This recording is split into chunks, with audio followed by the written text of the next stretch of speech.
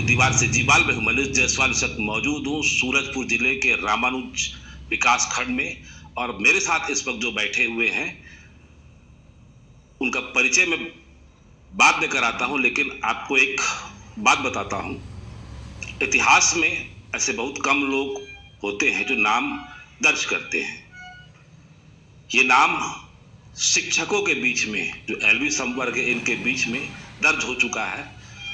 क्रमोन्नति मामले में सोना साहू बनाम राज्य शासन, छत्तीसगढ़ शासन। और जो इस वक्त मेरे साथ बैठे हैं ये सोना साहू के पति हैं, और इन्होंने हाई कोर्ट में खुद केस लड़ा है। बहुत लंबी जर्नी रही है, बहुत संघर्षों की जर्नी रही है। इनसे जब पिछले 1 डेढ़ घंटे से मेरी चर्चा हो रही है तो ऐसा लगता है कि ये जानकार बहुत हैं। मैं कई लोगों से बात करता हूं, और उस बात करने के बाद मैं फिलहाल अभी दावे के साथ कर सकता हूं कि सहायक शिक्षकों को जो लग रहा था कि जानकार है कि नहीं किस मामले को लेकर, तो अभी मेरे को लगने लगा है कि ये वाकई में बहुत अच्छे जानकार हैं।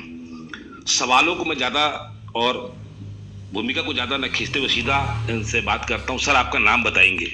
सर, मेरा नाम राम निवास साहू है। और सोना साहू के आप हस्बैंड हैं? मैं श्रीमती सोना साहू का पति हूँ। सर, ये जर्नी बड़ी लंबी रही है एकदम, और इस 4-6 महीने के बीच में आप चर्चा में भी आए हैं। जब से लोगों के बीच में पता चला कि सोना साहू वर्सेस छत्तीसगढ़ शासन के फैसले की वजह से एरियस मिल सकता है, आप चर्चा में आ गए। जर्नी कैसी रही सर, यहाँ तक की जर्नी कैसी रही, क्या क्या संघर्ष किए? एक शिक्षक है, चूंकि आप तो खर्चा भी बहुत हुआ होगा, तब कैसे चीज़ों को मैनेज किए? सर, मैं शिक्षाकर्मी वर्ग 2 के पद पर कार्यरत हूँ। मेरी पत्नी श्रीमती सोना साहू सहायक शिक्षक पंचायत के रूप में 1/8/2005 से कार्यरत हैं जी। और ये अस पर भर्ती और पदोन्नति नियम, इनको जो 1997 शिक्षाकर्मी पंचायत भर्ती अधिनियम के अनुसार 7 वर्ष में पदोन्नति देनी थी, लेकिन विभाग के द्वारा पदोन्नति की कार्यवाही नहीं की गई। मेरे द्वारा 2015 से 5 मार्च 2015 को जो सूरजपुर जिले में पदोन्नति की प्रक्रिया की गई, उससे पूर्व 1-2 महीने पूर्व ही वरिष्ठता सूची के ऊपर दावा आपत्ति करते करते मैं अभ्यावेदन देते देते प्रस्त हो गया। जब मैं थक गया तो अंततोगत्वा मैंने माननीय उच्च न्यायालय के शरण में जाना उचित समझा, और माननीय उच्च न्यायालय के शरण में मैं गया। माननीय उच्च न्यायालय ने अपने द्वारा मुझे मतलब श्रीमती सोना साहू को एक आदेश पारित किया गया, जिसमें बोला गया कि अपने नियुक्तिकर्ता अधिकारी को आप अपना अभ्यावेदन प्रस्तुत करो कि और वो उस अभ्यावेदन पर जिला शिक्षा अधिकारी और जिला पंचायत के द्वारा आपके अभ्यावेदन को निर्णय किया जाएगा जी। उस अभ्यावेदन के आधार पर मुझे क्रमोन्नत वेतनमान स्वीकृत किया गया। स्वीकृति करने के उपरांत 45 दिवस के बाद सुयो मोटो अपने ही द्वारा स्वतः संज्ञान लेते हुए मुख्य कार्यपालन अधिकारी ने उस आदेश को निरस्त कर दिया। मेरे द्वारा क्षुब्ध और दुखी होकर के कि मुझे पदोन्नति भी नहीं दी गई, मुझे क्रमोन्नति भी नहीं दी गई, तो मैं दुखी होकर के, विवश होकर के फिर माननीय उच्च न्यायालय में WPS फाइल किया, जिसमें माननीय उच्च न्यायालय के द्वारा निर्णय करने में लगभग 4 साल का समय लगा, जिसमें शासन जवाब दे दिया, उसमें तर्क वितर्क हुए, सारे दस्तावेज लगे, फिर सुनवाई पे सुनवाई की गई।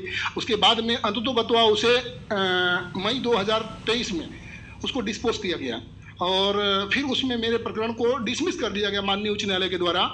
तो माननीय उच्च न्यायालय के उस आदेश से क्षुब्ध और दुखी होकर के मैंने पुनः division bench, Chhattisgarh high court के डिवीजन बेंच में मैं रिट अपील दायर किया। माननीय उच्च न्यायालय छत्तीसगढ़ के मुख्य न्यायाधीश श्रीमान रमेश सिन्हा जी और रविंद्र सिंह साहब के द्वारा, रविंद्र अग्रवाल जी के द्वारा आदेश पास किया गया और मेरे रिट अपील को स्वीकार किया गया, और तदुपरांत इनके द्वारा, विभाग के द्वारा कोई कार्यवाही नहीं की गई। निर्धारित समय अवधि, अपील अवधि का जो समय होता है वो 90 दिवस होता है। 90 दिवस में कोई अपील प्रस्तुत नहीं किया गया। उसके बाद मैं विवश होकर के जाकर अधिकारियों के पास विनती किया कि श्रीमान इस पर कुछ करें, मेरे को कंटेम्प्ट में जाने हेतु विवश न करें, और कोई कार्यवाही नहीं किया गया, मेरे बातों को कंसीडर नहीं किया गया। मैं विवश होकर के कंटेम्प्ट फाइल किया।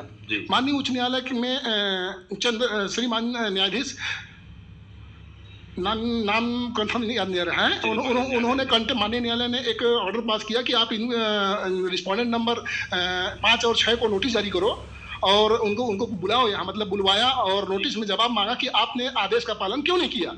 इसी के बीच में जो सुनवाई हो गई, कंटेम्प्ट की नोटिस जारी हो गई 24 जून को। तदुपरांत विभाग को लगा कि अब इसमें कार्रवाई करना उचित होगा, तो उनके द्वारा रिव्यू पिटीशन फाइल किया गया और रिव्यू पिटीशन माननीय उच्च न्यायालय के द्वारा डिसमिस कर दिया गया और उसके बाद में कंटेम्प्ट की प्रोसीडिंग आगे चली गई। उसके बाद माननीय न्यायाधीश नरेंद्र कुमार व्यास जी द्वारा ये कहा गया कि डिवीजन बेंच का ऑर्डर है, आप कंप्लाइंस क्यों नहीं कर रहे हैं। उनके द्वारा फिर कहा गया कि मैं 10 दिवस में कंप्लाइंस करेंगे। 10 दिवस में कंप्लाइंस करने के लिए बोला गया, उसके बाद भी कंप्लाइंस नहीं किया गया। तदुपरांत फिर अगली हेयरिंग बढ़ गई। अगली हेयरिंग में जाकर के सिर्फ एफिडेविट पेश कर रहे हैं कि हम एसएलपी रिट अपील के अगेंस्ट में एसएलपी में सुप्रीम कोर्ट में जाएंगे और उनके द्वारा एसएलपी में जाने हेतु एफिडेविट माननीय उच्च न्यायालय कोर्ट में प्रस्तुत किया गया है। अभी वर्तमान में क्या कर रहे हैं, शासन किस गतिविधि में अग्रसर हो रही है, इसकी जानकारी मुझे वर्तमान में नहीं है। कितना समय पीरियड रहता है सर ये एसएलपी दायर करने का, या समय कुछ समय बाउंड रहता है कुछ? जी सर, माननीय उच्च न्यायालय के मेन रिट अपील जो भी मेन पिटीशन होता है, उस पिटीशन के अगेंस्ट में एसएलपी दायर करने का मैक्सिमम टाइम लिमिट 90 डेज, 3 महीने का जो प्रावधान है वो प्रावधान है। हम इनके द्वारा ये सोच करके कि रिव्यू पिटीशन में चले गए हैं, हम रिव्यू पिटीशन से 90 दिन का समय जोड़ रहे हैं, जो कि ऐसे नहीं होता है। ऐसे किसी नियम में ऐसा कोई प्रावधान नहीं है। लेकिन अगर जाते हैं स्टेट गवर्नमेंट एसएलपी में जाती है तो माननीय सुप्रीम कोर्ट के मुख्य न्यायाधीश या रजिस्ट्रार जुडिशियल जो भी हैं वहाँ, उनके द्वारा ये डिसाइड किया जाएगा कि वो प्रकरण सुनने लायक है अथवा नहीं। मतलब अभी भी मैं भी जो देख रहा था कि जानकारी में आया गया कि सरकार गई है कि नहीं गई है। फिलहाल मेरे को भी अभी तक कुछ दिखा नहीं है। मैं भी वेबसाइट चेक किया, हो सकता है लग भी गया हो। सर यहाँ तक की तो बहुत बड़ी आपकी जर्नी है, बिल्कुल एकदम। किन किन तकलीफों का सामना करना पड़ा, चूंकि आप एक शिक्षक भी हैं, आपको स्कूल भी देखना है, फिर सरकार के खिलाफ आप पैसे के लिए भी लड़ रहे हो, बिल्कुल कोर्ट भी जा रहे हो, तो क्या क्या तकलीफें आई इस दौरान सर आपको? सर मैं आर्थिक रूप से, मानसिक रूप से, शारीरिक रूप से मैं पीड़ित तो बहुत हुआ हूँ, इसकी कोई कल्पना नहीं कर सकता।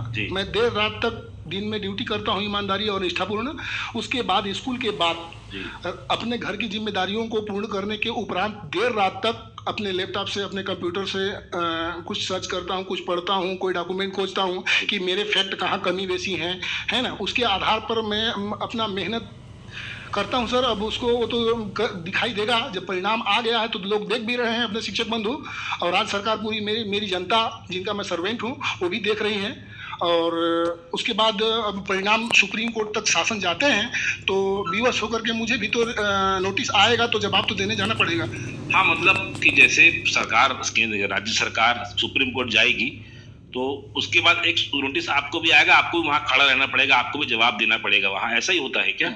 अभी तक तो जो मेरी जो जानकारी है, जो मेरा नॉलेज है, एक पक्षीय कभी कोई कार्रवाई नहीं की जाती है। सुनवाई का पर्याप्त अवसर माननीय न्यायालय के द्वारा संबंधित को दिया जाता है। जब मैंने भी कोर्ट में प्रकरण पेश किया तो माननीय न्यायाधीश महोदय के द्वारा उनको स्टेट गवर्नमेंट को भी पर्याप्त अवसर दिया जाता है। जब पर्याप्त अवसर देने के बाद भी अगर कोई जवाब नहीं देगा तो एक पक्षी कार्रवाई किया जाता है। अभी वर्तमान में शासन अगर सुप्रीम कोर्ट जाती है तो सुप्रीम कोर्ट 100%, 101% मैं कहता हूं कि मेरे को बिना नोटिस दिए, बिना मुझे सुने मेरे अगेंस्ट में ऑर्डर पास नहीं करेगी और ऐसा कभी होता ही नहीं है। मतलब ये आपको भरोसा है, बिल्कुल आपके भारत के संविधान पर भरोसा है, भारत के न्यायपालिका पर आपको भरोसा है? भरोसा है। भरोसा के साथ साथ वो संविधान में ऐसा प्रावधान है, दूसरे पक्ष को सुनो, सामने वाले को सुनो, सामने वाले को बिना सुने न्यायपालिका ऐसा नहीं करती है, क्योंकि हम उन्हें माई लॉर्ड कहते हैं। माई मीन्स मेरा, लॉर्ड मीन्स ईश्वर, और न्यायाधीश मेरा ईश्वर है और मेरा ईश्वर से मेरी आशा है कि वो मेरे अगेंस्ट में मुझे सुने बिना तो कोई कार्रवाई नहीं करेंगे। ये मेरी आशा है, ये मेरा नॉलेज है। सर एक थोड़ा सा टेक्निकल बात पूछता हूँ आपसे, थोड़ा सा मेरे को भी ज्ञान मिल जाएगा आपसे। ये जो